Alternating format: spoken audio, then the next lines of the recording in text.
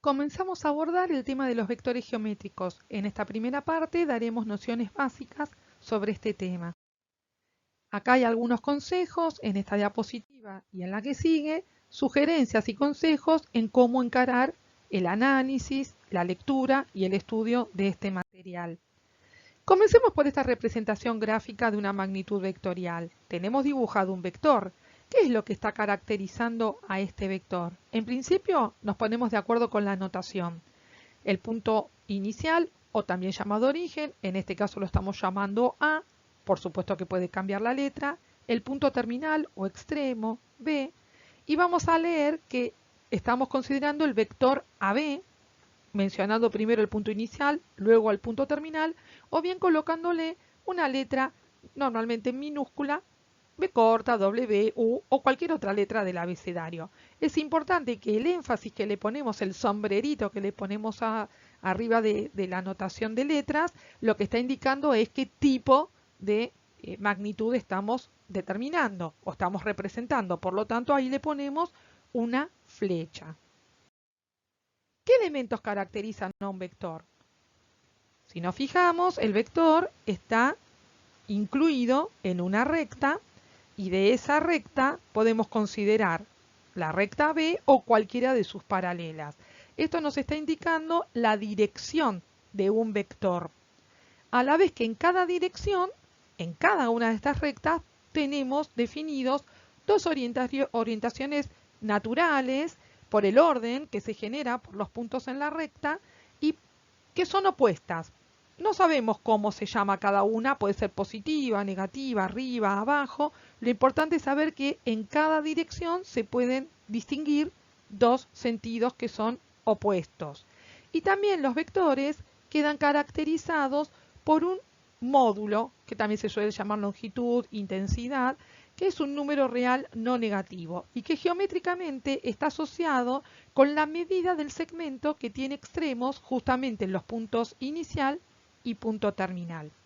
La notación que solemos usar es poner el nombre del vector entre unas barras sencillas, simples, como el módulo o valor absoluto de un número real, también se usa esta notación, o también vamos a utilizar esta notación de doble barra, que por ahora no tenemos su significado, pero lo vamos a empezar a usar y más adelante veremos algebraicamente cómo se introduce y qué sentido tiene. Tenemos vectores especiales. En esta tabla ustedes tendrán que completar aquellos lugarcitos que están vacíos. En principio acá tenemos el nombre de vectores equipolentes y su representación gráfica. Observando las características de uno y del otro vector, describirán de qué se tratan los vectores equipolentes. Para la segunda propuesta de vectores opuestos, ofrecemos la descripción y ustedes tendrán que dibujar y realizar la representación gráfica. En la tercera situación van a tener que completar los dos casilleros, acudiendo a aquel concepto que ya conocen de vector cero o vector nulo de R cuadrado. Cuando trabajamos en R cuadrado, recordamos y retomamos que lo representamos en un sistema de ejes cartesianos. Ese sistema alude a dos rectas, ¿sí?, que se cortan perpendicularmente y cualquier otro punto del plano que estas dos rectas determinan es un punto de R cuadrado. Acá nos ponemos de acuerdo con la notación, revisamos el punto de intersección de estos dos ejes, es el origen de coordenadas que tiene coordenadas 0, 0. El punto P es un punto genérico, por ejemplo sus coordenadas pueden ser P sub X, P sub Y. Recordamos los nombres de eje X, que es el eje de abscisas, el eje Y, el eje de ordenada. Y tenemos también, además del punto P, otra figura, que es la que nos interesa, que es esta magnitud vectorial, que es el vector OP. Es el vector que tiene punto inicial en O y punto terminal en P.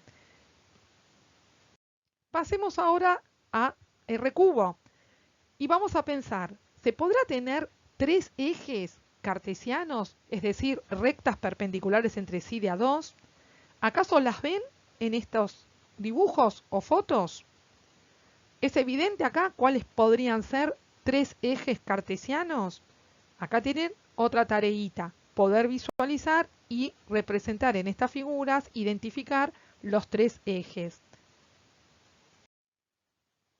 Considerando ahora que ya hemos pensado cómo dibujar, cómo considerar esos tres ejes, acá tenemos el eje rojo, que es el eje X, que llamamos todavía eje de abscisas, el eje verde, que es el eje Y, el eje de ordenadas, y sumamos a lo que ya conocíamos un tercer eje, que es el eje Z, eje de cotas.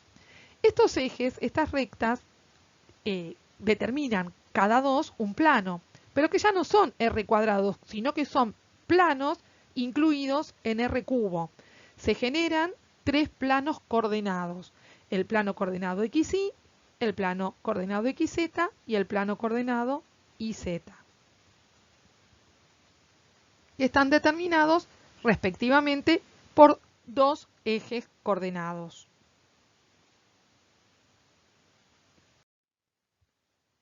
Ahora, ya considerando un punto en R cubo, podemos hacer esta situación. Acá vemos un dibujo hecho con el programa GeoGebra.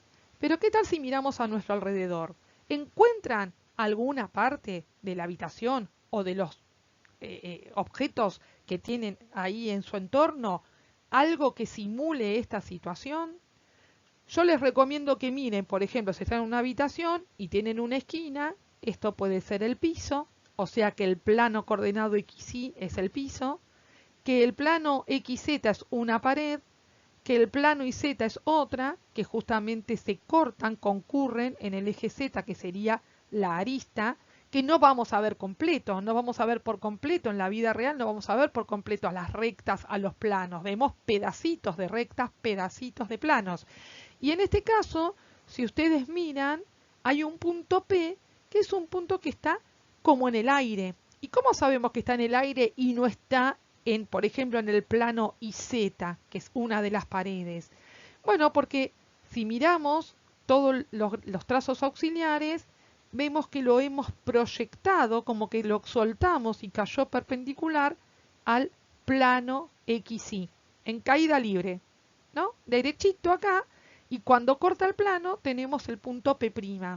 A su vez, en el plano XY, en el piso, considerándolo y recordando cómo dibujábamos nuestro plano de R cuadrado, volvemos a proyectar el punto P'. Ahora, eso sí, esto que no parece que es perpendicular, porque de hecho si miramos esta recta que pasa por A y P' y el eje X, no son rectas perpendiculares, pero bueno, esta representación es una técnica para mostrar que el eje X está saliendo de la pantalla, que está perpendicular a lo que es perpendicular al plano YZ. Como no lo podemos dibujar, usamos esta técnica para representarlo. Entonces, este punto P, vamos a ver qué coordenadas tiene. Si pensamos al origen de coordenadas, que es el punto O, tiene coordenadas 0, 0, 0. El punto A, por pertenecer al eje X, tiene coordenadas en Y y Z ceros, pero en el eje X algún valor real X. En forma similar pensamos al punto B y al punto C. ¿Qué pasará con el punto P'? ¿Cuáles son sus coordenadas? ¿Y las de P? ¿Cuáles son?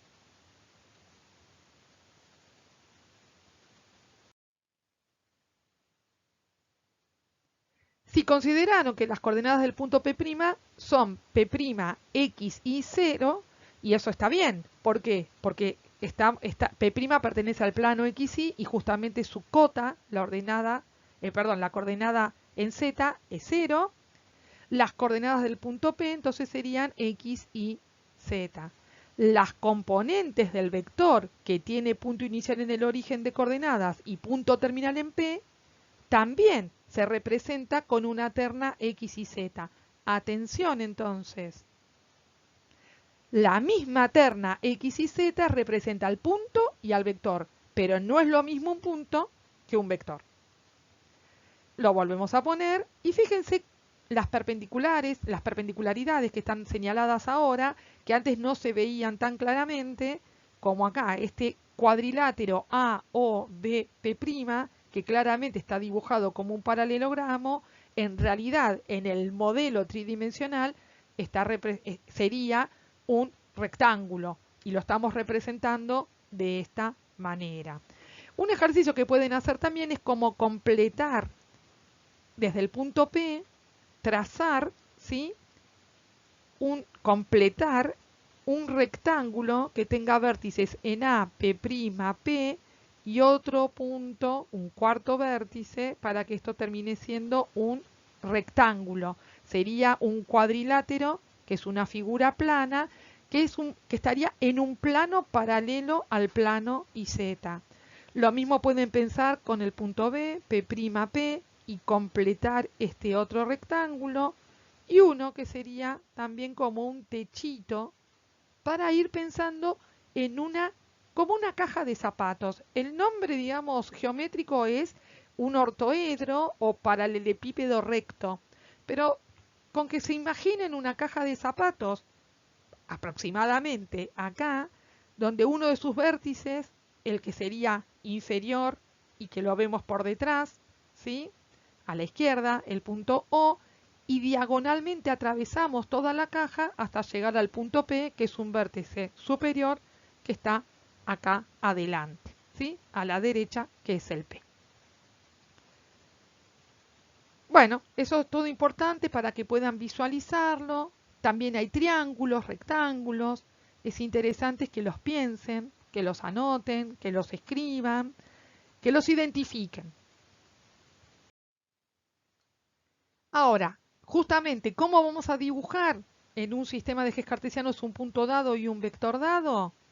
Bueno, acá hay un ejemplo, paso por paso.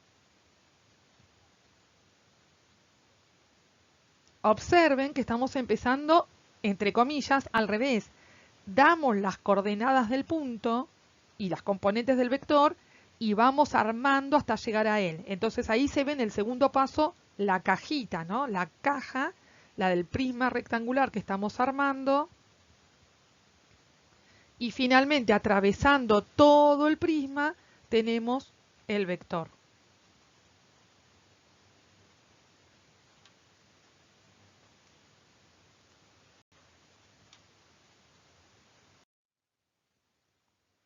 Vamos a dar algunas definiciones y relaciones útiles para trabajar con vectores. Acuérdense que estamos en la primera parte con las nociones básicas. ¿En qué caso dos vectores son iguales? Si ya trabajamos anteriormente con algún concepto similar. En este caso lo vamos a decir, dos vectores son iguales si solo si son iguales sus componentes homólogas. ¿Qué quiere decir componentes homólogas? La componente X con la componente X, la componente Y igual a la componente Y, la componente Z igual a la componente Z. Esta notación simbólica exactamente representa lo que acá está escrito con palabras. Ahora, ¿cómo se relaciona esta definición con el concepto de vectores equipolentes? Piénsenlo.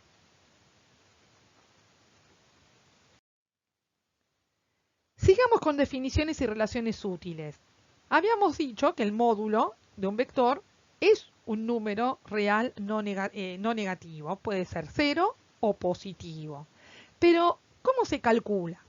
Bueno, la idea es que si conocemos cómo se calcula el módulo de un vector en R cuadrado, quizás alguna vez hayan hecho esa deducción, obtenemos una fórmula similar a esta que tenemos acá. Otra vez está dicho en palabras, lo presentamos con palabras, el módulo de un vector se puede obtener calculando la raíz cuadrada de la suma de los cuadrados de sus componentes. Bueno, como tiene tres componentes, conseguimos esta expresión. Lo leemos como norma del vector, pero también le podemos seguir diciendo módulo y como ya dijimos, esto se analizará algebraicamente más adelante. La idea es, ¿se podrá obtener esta expresión, esta fórmula geométricamente? Hay una pista. Aplicando el teorema de Pitágoras, quizás más de una vez.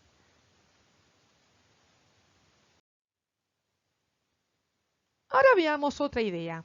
Si tenemos un versor o vector que tiene norma 1, ¿Eso qué quiere decir? Bueno, un versor o vector unitario es simplemente eso, un vector especial que tiene norma 1. Ahora, dentro de esos versores tenemos algunos especiales que nos interesan más que otros, pero o que le ponemos un nombre, pero todos son importantes, ¿no? Por ejemplo, acá tenemos los versores I, el versor J, el versor K. El versor I tiene componentes 1, 0, 0.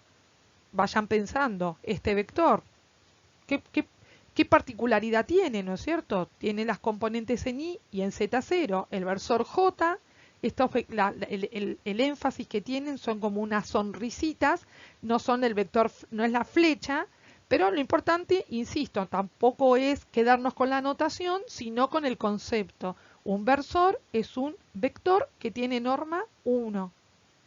Acá están sus representaciones y fíjense que efectivamente el versor I, como creo ya habrán sospechado, queda incluido en el eje X, el versor J queda incluido en el eje Y y el versor K queda incluido en el eje Z.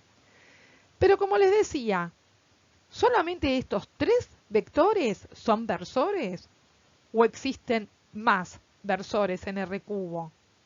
Bueno, la propuesta es que indiquen por lo menos tres versores no canónicos y que los representen en un mismo sistema de ejes cartesianos.